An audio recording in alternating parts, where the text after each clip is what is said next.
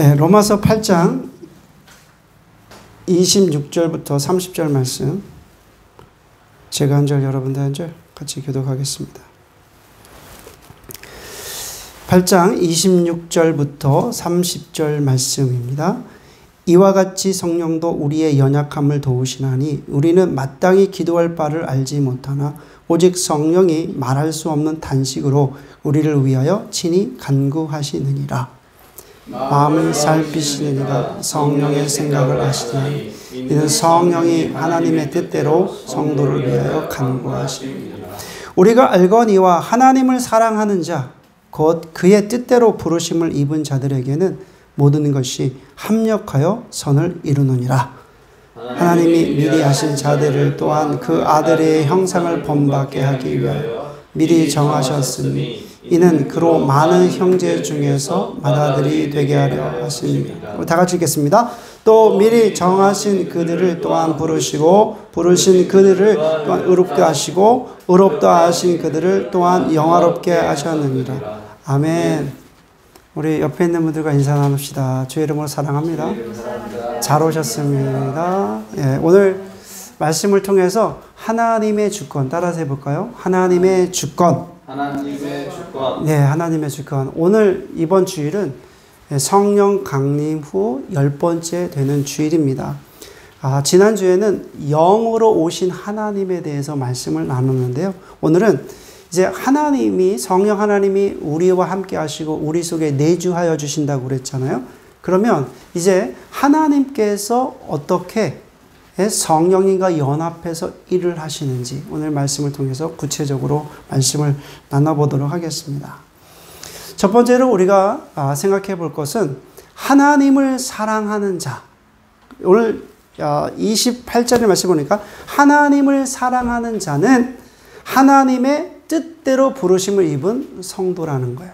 자, 28절 말씀을 한번 잘 읽어보겠습니다. 시작. 우리가 알거니와 하나님을 사랑하는 자 곧 그의 뜻대로 부르심을 입은 자들에게는 모든 것이 합력하여 선을 이루느니라. 아멘. 여러분, 우리가 부르심이라고 그러잖아요.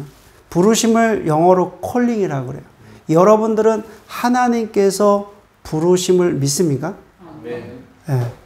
우리는 부르신다고 하면은 꼭 목회자로 부르시고 선교사로 부르시고 뭐 특별한 그런 어떤 사역적으로 우리가 부르셨다고 생각을 하지만 그렇지 않아요.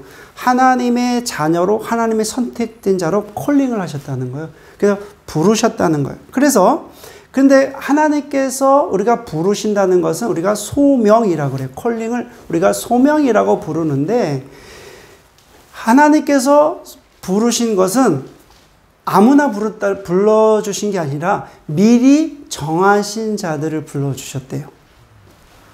즉 하나님의 부르심은 아무렇게나 무작위로 해가지고 쭉 던져놓고 이렇게 잡는 것 같고 야, 이 사람들 많은데 그중에서 무작위로 아무렇게나 이렇게 불러주신 것이 아니라 철저하게 하나님의 선택과 예정에 의해서 부르셨다는 사실입니다. 여러분, 내가 하나님의 거룩한 성도가 되고 또 내가 하나님의 구원의 은혜를 입은 것은 내가 스스로 하나님을 찾았기 때문이 아니라 하나님께서 여러분들을 불러주셨다는 거예요. 우리가 열심으로 하나님을 찾고 찾아서 하나님이 나를 부르신 것이 아니라 하나님이 하나님의 저를 불러주셨기 때문에 예정하시고 불러주셨기 때문에 그것이 기독교의 복음의 진리라는 거예요. 아멘. 그것이 은혜인데 하나님이 우리를 전적으로 불러주셨다는 거예요. 아무나 불러가지고 구원의 선물을 주신 것이 아니라는 거예요. 창세전에 이미 구원받을 자를 이미 예정하셨다는 거예요. 그러면 하나님의 뜻대로 부르심을 받은 사람들을 그럼 우리가 어떻게 알 수 있습니까? 수많은 죄인들 가운데에서 나를 불러주셨다는 그 사실을 우리가 어떻게 알 수 있습니까? 세상에 수많은 기독교인들이 있고 수많은 사람들이 있고 정말 수많은 75억 명, 80억 명 수많은 사람들 가운데서 나를 불러주셨다는 것을 우리가 어떻게 알 수 있습니까? 무엇을 보고 우리가 부름받은 자, 콜링을 받은 자라는 것을 우리가 알 수 있겠습니까? 여러분들은 알 수 있습니까? 그런데 오늘 바울은 확실하게 선포합니다. 어떤 사람이 하나님의 부르심을 입은 자를 알 수 있느냐? 그것은 하나님을 사랑하는 자라고 하고 있습니다. 하나님을 사랑하는 자. 하나님을 사랑하는 자가 바로 하나님의 뜻대로 부르심을 입은 자다라고 말씀하고 있다는 거예요. 여기서 여러분 하나님의 뜻이라는 말이 어원, 이 성경 어원에 보니까 원어에 보니까 이 뜻이라는 말이 남이 보도록 전시하다라는 그런 의미가 있어요. 그러니까 하나님의 뜻이라는 그 의미가 남이 보도록 전시하다. 그럼 어떻게 연결이 될까요? 여러분 금은방이나 보석집에 가면은 뭐 하고 있어요? 디스플레이 해놓죠. 물론 비싼 건 숨겨놓지만 그래도 우리가 봐야지 그걸 살 거 아니에요. 하나님의 구원의 은총 뜻대로 부르심을 입은 사람들을 하나님께서 숨겨놓으시지 않는다는 거예요. 드러내신다는 거예요. 여러분 하나님은 당신이 부르신 그 사람들을 숨겨놓으시는 분이 아니라는 거예요. 그래서 이것저 하나님은 누가 하나님의 성도인지를 드러내시는데 그러면 누가 하나님의 뜻대로 부르심을 입은 사람들일까요?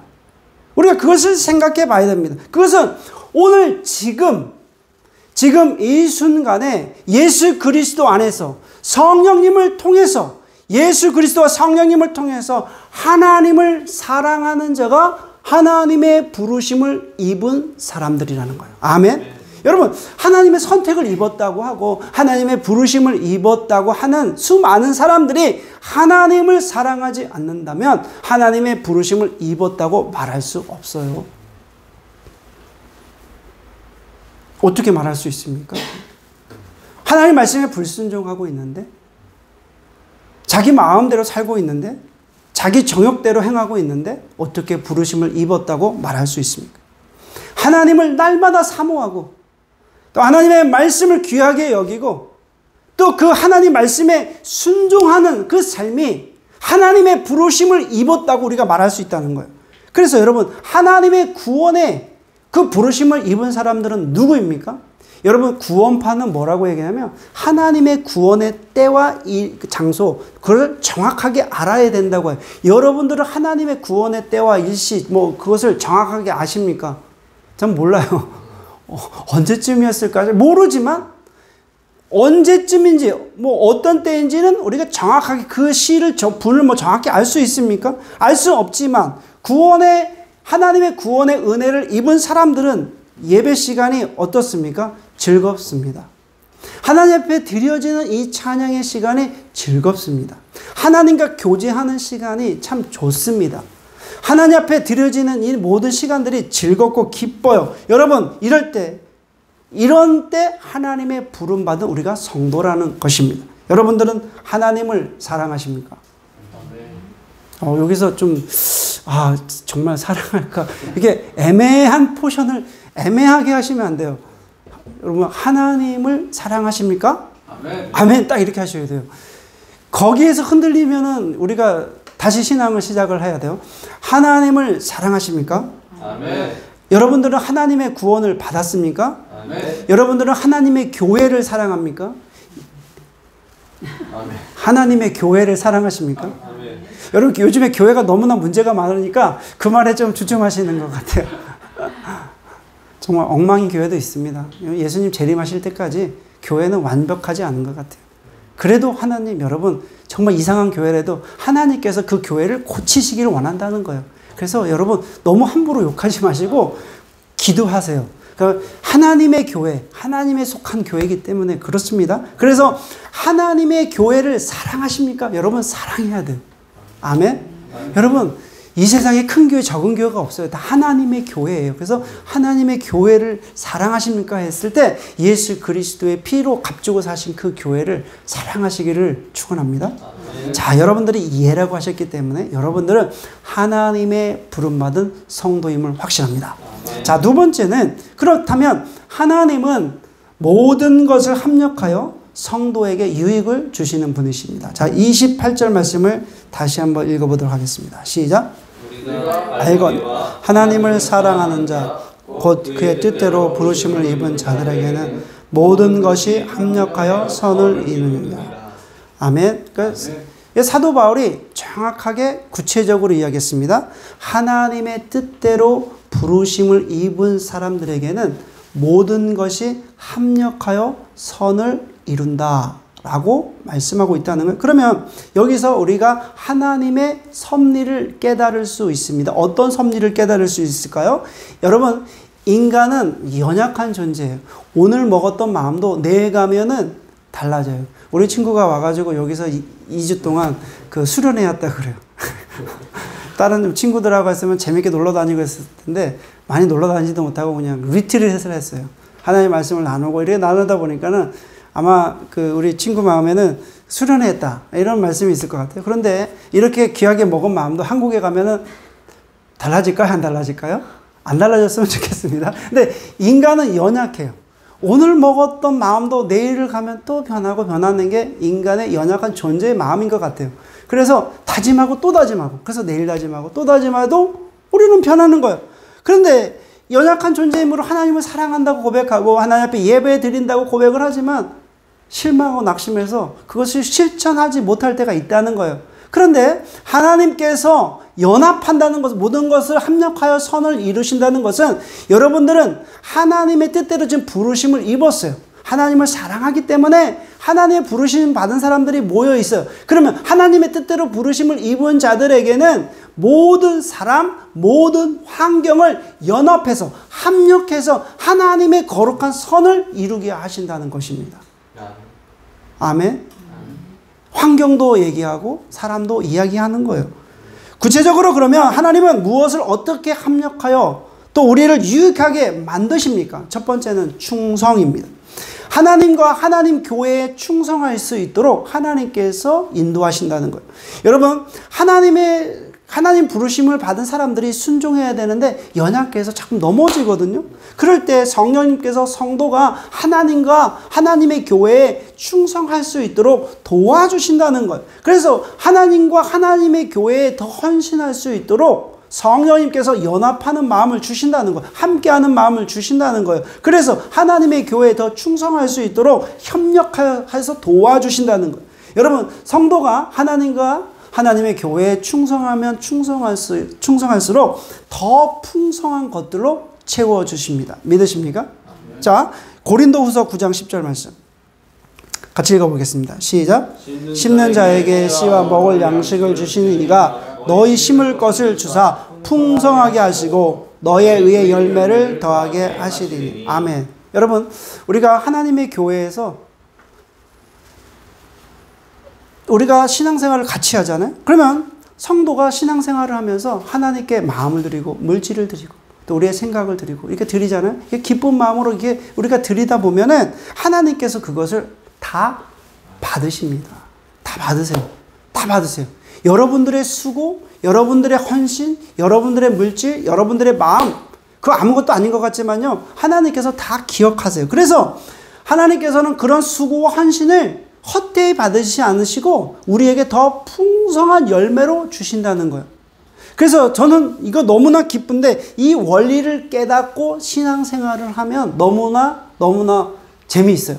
재미있다는 게 뭐냐면은 이게 되게 어려운데 그냥 순종하고 나가서 우리가 헌신하고 마음을 드리고 물질을 드리고 우리가 몸을 드리고 시간을 드리고 이렇게 드렸을 때 하나님께서 풍성한 것으로 채워주신다는 것입니다. 아멘? 여러분, 우리가 신앙생활은요, 이게 실감되어지는 우리가 신앙생활 하는 거지, 그냥 아무런 어쩔 수 없이 우리가 끌려가가지고 하나님이 우리를 뭐 치시니까 두려워가지고 벌벌벌 떨면서 그렇게 신앙생활 하는 것이 아니라는 거예요. 그래서 합력하여 선을 이루시는 하나님께서 우리가 하나님과 교회에 충성할 수 있도록 도와주신다는 것입니다. 그래서 여러분, 신앙생활은 우리가 기쁘게 해야 돼요. 여러분, 교회 다니고 우리가 신앙생활 하는 것이 여러분 기쁘십니까?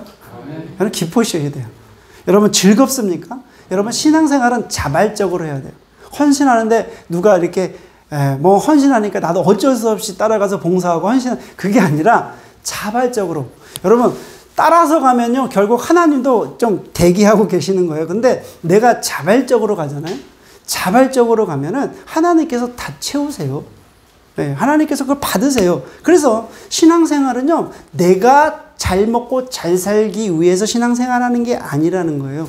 신앙생활은 하나님의 은혜에 감사해서 충성하며 헌신하는 것이 신앙생활입니다. 그래서 성령님께서 하나님과 교회에 충성할 수 있도록 도와주시고 또 환경과 사람을 연합해서 충성할 수 있도록 도와주신다는 것. 자, 두 번째는 성도가 당하는 고난이 있잖아요.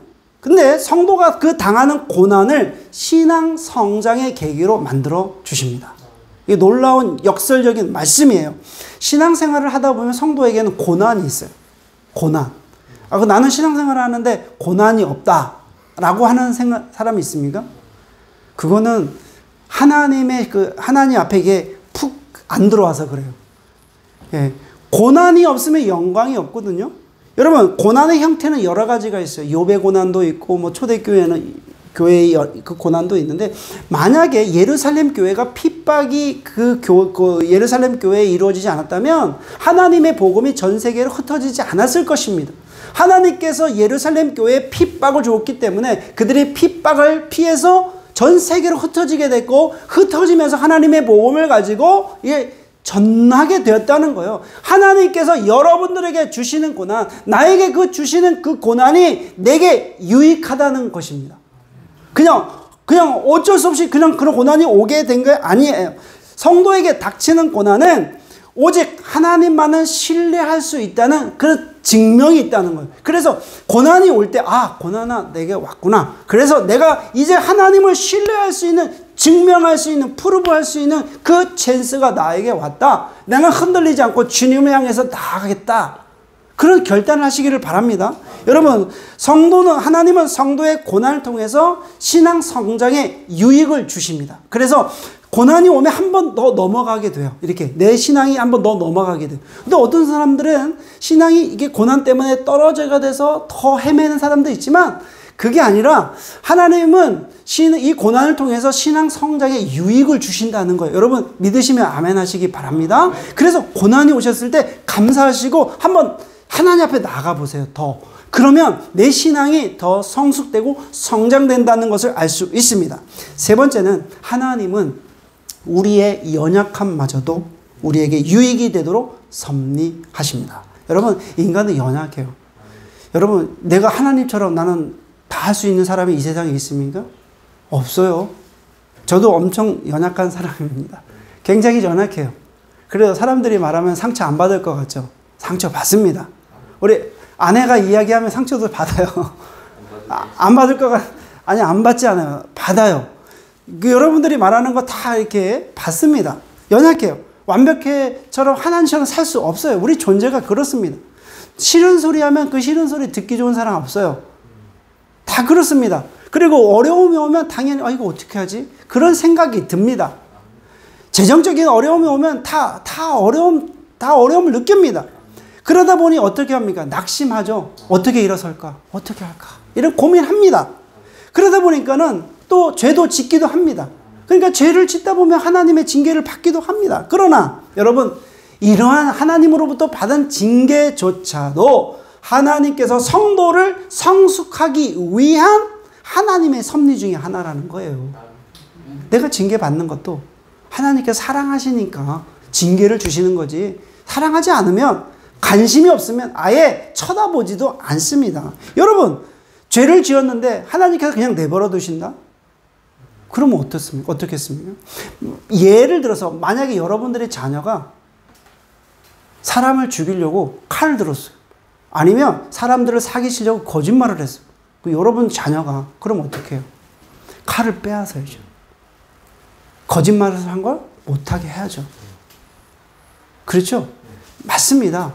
하나님께서 우리가 죄를 짓고 죄악의 길로 가는데 그냥 내버려 두시지 않는다는 거예요. 어떻게 해서든지 간에 하나님께서 우리가 죄로부터 돌이키도록 하나님의 방법대로 간다는 것입니다. 그래서 여러분, 시편 119편 71절 말씀을 읽어보겠습니다. 다 같이 읽겠습니다. 시작. 고난당한 것이 내게 유익이라. 이로 말미암아 내가 주의 율례들을 배우게 되었나이다. 아멘. 뭐라고 말씀합니까? 고난을 통해서 그러니까 유익인데 고난을 통해서 내가 배우게 되었다. 고난을 통해서 내가 배우게 됐다. 고통을 통해서 내가 깨닫게 되었다는 말씀입니다. 그래서 여러분 고통과 고난이 온다 할지라도 그것은 영원한 고난이 아니에요. 영원한 여러분 고통이 아니에요. 그것은 일시적인 거예요. 우리 그 하은이도 여기 와서 공부하는 게 힘들죠? 학교 힘든단 말이에요. 근데 그 영원한 공부가 아니야. 그게 일시적인 거거든. 힘들어도 중학교 3년, 고등학교 3년 지나면 돼. 그리고 우리도 마찬가지예요. 이게 일시적인 거예요. 고통과 고난은 딱 어느 정도 정해져 있어. 예. 그건 넘어서게 돼 있거든요. 우리가 고난이 뭐 평생 가는 고난이 아니에요. 하나님께서 우리가 감내할 수 있는 고통과 고난을 주시기 때문에 일시적인 것이다. 넘어갈 수 있다는 거예요. 그래서 여러분 그 너머에 계신 하나님을 바라보며 그 고통과 고난을 이기시기를 승리하시기를 주의 이름으로 축원해 올립니다. 그래서 하나님께서 하나님의 부르심을 받은 자 곧 그 뜻대로 부르심을 입은 자들에게는 모든 것이 합력하여 선을 이루실 줄 믿습니다. 세 번째는 성도의 구원은 전적으로 하나님의 주권입니다. 자, 29절 말씀입니다. 29절 시작. 하나님이 미리 아신 자들 또한 그 아들의 형상을 본받게 하기 위해 미리 정하셨으니 이는 그로 많은 형제 중에서 맏아들이 되게 하려 하심이니라. 아멘. 여러분 사도 바울의 증언을 우리가 세밀하게 살펴봐야 돼요. 29절 말씀의 의미가 뭐냐면 하나님이 미리 아신 자들, 미리라는 말이 있죠. 이 말은 성도가 예수 그리스도를 믿고 구원받은 것은 하나님의 예정하신 섭리라는 말씀이에요. 그러니까 여러분 하나님이 미리 예정하셨다, 예지하셨다. 근데 예정론자들이 지금 이 말씀을, 이 구절을 가지고 자신들의 논증의 구절로 사용합니다. 그런데 사도 바울이 말씀하는 것은 그런 의미가 아니라는 거예요. 왜냐하면 사도 바울이 강조하는 것은 다른 데 있어요. 뭐냐? 그것은 바울 상도가 강조하는 것은 하나님께서 주시는 구원의 은총은 하나님의 주권적인 섭리라는 것을 강조하기 위한 거예요. 그러니까 이 예정을 주장하는 사람들과는 상반적인 그 논지예요. 그러니까 우리 구원의 은총을 받은 것은 하나님의 절대적인 주권이다라는 것을 설명하기 위해서 지금 이 말씀을 강조하는 것인데 여러분 모든 것이 여러분의 은혜를 하나님의 구원의 은혜를 한번 생각해 보세요. 구원의 은혜의 시작이 누구십니까? 하나님이셨습니다. 예수님께서 이 땅에 오신 것도 하나님의 주권이었어요. 예수님께서 우리의 죄를 위해서 십자가에서 죽으신 것도 하나님의 주권이었습니다. 예수님께서 3일 만에 죽은 지 3일 만에 부활하신 것도 하나님의 주권이셨습니다. 이런 일을 일어나갈 때 여러분들이 한 일이 있습니까? 아무것도 없어요. 그죠? 우리는 그저 예수 그리스도의 그 십자가의 복음의 진리를 어떻게 들었고 믿었을 뿐이에요. 여러분. 그래서 그것을 믿고 내가 듣고 믿었기 때문에 전한 말씀을 듣고 때렸기 때문에 내 안에 그리스도의 사랑이 전해지고 죄에 대한 깨달음이 왔다는 거예요. 더 나아가 그래서 그걸 통해서 나의 죄에 대한 것을 하나님께 용서를 구하고 또 하나님으로부터 그 죄에 대한 용서를 받았다는 것입니다. 그래서 우리가 구원의 경험을 하게 된 거예요. 근데 여러분 이 일을 통해서 우리가 한 게 뭐가 있습니까? 아무것도 없어요. 여러분들이 한 게 뭐가 있어요? 우리 인간이 한 게 무엇입니까? 하나님의 구원의 행위가 이렇게 진행되고 있는 상황에서 우리가 한 것이 무엇이 있습니까? 하나님의 주권으로 우리가 구원을 받은 것입니다. 그래서 그 구원은 선물로 받은 거예요. 선물로 받은 거기 때문에 선물을 자랑할 수가 없다는 거예요. 네 번째 마지막입니다. 하나님의 구원은 연결된 은혜의 사슬과 같습니다. 자, 30절 말씀 읽겠습니다. 시작. 또 미리 정하신 그들을 또한 부르신 그들을 또한 의롭다 하시고 의롭다 하신 그들을 또한 영화롭게 하셨느니라. 아멘. 로마서 8장에서 결론 말씀이 결론이라는 말씀이 지금 이 30절 말씀입니다. 하나님의 구원의 섭리 과정을 전 과정을 지금 설명하고 있거든요. 하나님께서는 미리 정하신 자들을 이렇게 불러주셨다. 미리 정하셨어요. 창세전에 정하신 자들을 불러주셨다. 그러면 그 부르신 자들을 어떻게 하셨다? 의롭게 하셨다. 또 그 의롭다 하신 자들 어떻게 하셨다? 영화롭게 하셨다. 이것이 이제 하나님의 구원의 전 과정을 지금 30절 말씀에 기록하고 있다는 거예요. 그러면 하나님의 구원이 이렇게 전 과정을 설명하시는데 창세전에 태초에 여러분 영원전부터 구원받은 성도를 선택하셨다. 여러분 생각해 보세요.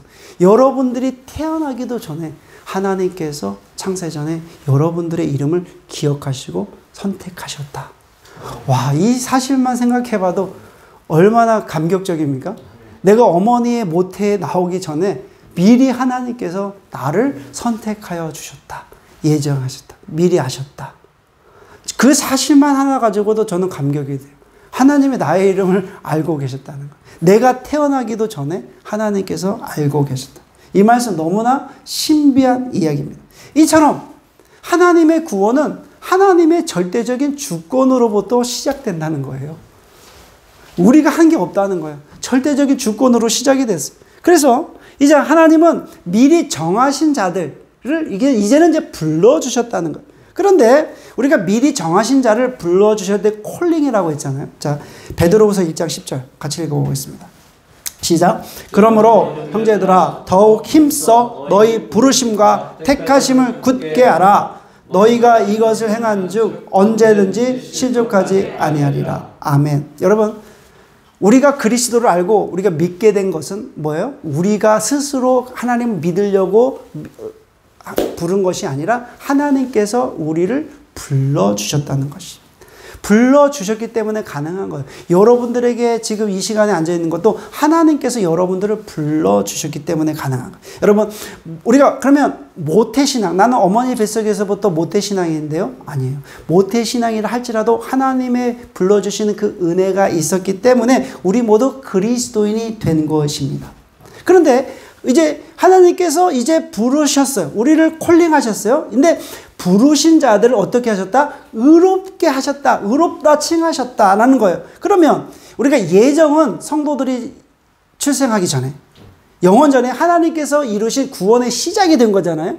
그러면 우리가 불러주시고 또 의롭다 하신 것은 이제 성도의 현재의 과정이에요. 하나님이 우리를 불러주셨어요. 예? 미리 아신 자들을 불러주셨어요. 그리고 불러주신 자들을 이렇게 의롭다 칭하셨어요. 아, 이제 너는 죄인이 아니라 하나님의 자녀다. 모든 죄에서 예수 그리스도의 보혈의 피로 말미암아 죄 사함을 받았다고 너희는 이제 죄인이 아니라 의인된 자격을 주셨다. 의롭다라는 것을 우리에게 주셨다는 거예요. 그러면 이제 과거의 모든 죄를 사하여 주셨기 때문에 하나님의 부르심을 받고 또 부르심을 입은 의롭다 하심 받은 자는 특권이 있어요. 어떤 특권이 있습니까? 어떤 특권이 있어요? 하나님과 교제할 수 있는 특권이 있어요. 하나님과 화목할 수 있는 특권이 있는 거예요. 여러분, 의롭다 하지 않는 사람들은 하나님과의 관계를 칠 수가 없는데 부르셔서 의롭다 칭함을 받은 사람들은 하나님과 화목하는 교제를 허락하셨다는 거예요. 여러분, 이 우주 만물 창조하신 그 하나님과 교제할 수 있다는 거예요. 여러분들이 하나님의 이름을 부를 때 하나님께서 그 음성을 듣고 여러분들에게 말씀하신다는 거예요. 여러분의 신음하는 소리를 하나님께서 들으신다는 거예요. 얼마나 감사합니까? 여러분, 지혜가 부족하거든 후히 주시는 하나님께 부르짖으라. 그러면 하나님께서 지혜를 주시리라. 하나님은 여러분 다 듣고 계신다는 거예요. 여러분들의 모든 문제보다 더 먼저 계신 하나님 다 알고 계신다는 거예요. 하나님과 우리가 교제할 수 있다는 거예요. 어떤 사람이? 의로운 사람들이 의롭다 칭함을 받았기 때문에 우리 하나님과 교제할 수 있다는 거예요. 그래서 이제는 의롭다 하신 자들을 마지막에 영화롭게 하셨다라고 증언합니다. 여러분, 영화롭다라는 것은 하나님의 그 구원의 섭리가 이제는 현재 그리고 미래를 동시에 영화롭게 하신다는 데 의미가 있습니다. 여러분, 그것은 무슨 얘기냐면 이제 하나님의 자녀에게 하나님의 영이신 성령님을 보내주셨잖아요. 성령님이 내주하시는 거예요. 함께 하시는 거예요. 그런데 이제 하나님의 자녀라기 때문에 우리는 하나님의 상속자예요. 양자의 영을 부어주셔서 우리는 이제 하나님의 자녀이기 때문에 하나님의 것을 우리가 상속받는 상속자예요. 상속자예요. 그래서 여러분, 그런데 여기까지만으로는 온전한 구원이 이루어지지 않는다는 거예요. 왜? 여러분, 이 세상에 우리가 어떤 모습으로 살아갑니까? 우리가 이제 예수 그리스도의 모습을 닮아가는데 그 닮아가는 모습이 우리가 성화라고 그래요. 의로운 자들이 이제는 이 세상에 살면서 예수 그리스도의 모습을 닮아가면서 이제 성화의 단계를 거치는데, 성화의 단계를 거쳐야만 영화의 단계를 갈 수 있다는 거예요. 성화의 과정을 거쳐야만 영화로움에 이를 수 있다는 거예요. 그래서 여러분, 예수 그리스도께서 재림하실 때 이제 성도들의 몸을 변화시켜 주십니다. 근데 그 변화시켜 주시는 몸은 영광스러운 하늘의 몸으로 우리가 부활시켜 주시는 거예요. 예수님께서 재림하실 때 우리가 이제 부활하게 되는데, 그 부활은 하늘의 영광의 옷을 입은 천국의 영광의 옷을 그 몸으로 우리가 부활하게 된다는 거예요. 이것이 하나님의 마지막 구원의 섭리입니다. 이것이 영화로움이에요. 하나님께서 마지막 성도들을 영원히 영화롭게 만드십니다. 믿습니까? 여러분이나 저나 이제는 예수 그리스도께서 재림하실 때 우리는 부활의 몸을 입어서 하나님께서 영화로운 부활체의 몸으로 만드신다는 거예요. 결론입니다. 바울 사도는 본문을 통해서 성령님께서 우리와 함께 하시고 내주하여 주심으로 우리의 기도를 도우신다고 말씀하셨습니다. 하나님은 모든 것을 연합시켜서 우리를 유익하게 만드신다고 말씀하여 주셨습니다. 그래서 성부 하나님은 구원을 계획하시고, 성자 예수 그리스도는 그 구원 계획을 십자가를 통해서 실행하셨고, 성령 하나님은 이제 우리에게 구원 계획의 섭리를 우리에게 적용하셨다는 거예요. 삼위일체 하나님이 함께 하십니다. 그러므로 성도의 삶은 하나님의 주권에 포함되어서 풍성한 삶을 살아가게 되는 거예요. 하나님의 주권에 의해서 나에게 주어지는 삶이요, 하나님의 주권에 의해서 살게 되는 거예요. 그러니까 우리가 감사하지 않을 수 없죠. 너무 감사한 거. 내가 살아 숨쉬는 것도 하나님의 주권으로부터 시작이 됐고, 이제 나의 죽음도 하나님의 주권으로 맞춰지게 되는 거예요. 이제 영원한 하나님의 천국의 임할 영화로움이 우리 가운데 있다는 것을 여러분들이 믿으시고, 오늘 하나님의 주권에 순복하고 순종하는 하나님의 귀한 복된 성도들 되시길 주의 이름으로 축원해 올립니다. 기도드리겠습니다. 하나님 아버지, 우리가 무엇이 간데 이렇게 사랑하여 주시고 하나님의 주권으로 선택해 주시고, 또 미리 예정해 주셨고, 또 불러주셨고, 또 의롭다 칭하셨고, 하나님의 상속자로 세워주셨고, 또 성화로운 삶을 통해서 하나님의 영화로움이 약속되어 있는 것을 알게 되었습니다. 너무 감사합니다. 하나님. 하나님의 주권에 순복하게 하시고 순종하게 하시고, 주님을 위해서 이 한 몸, 이 생명 과감히 드릴 수 있는 우리들의 신앙이 되게 하여 주시옵소서. 세상 풍파에, 세상의 가치관에 우리가 흔들리지 않게 하시고, 하나님의 주권에 순복해서 하나님께서 우리에게 주시는 사명을 잘 감당할 수 있도록 주의 성령님께서 축복하여 주시옵소서. 예수님의 이름으로 기도드립니다. 아멘.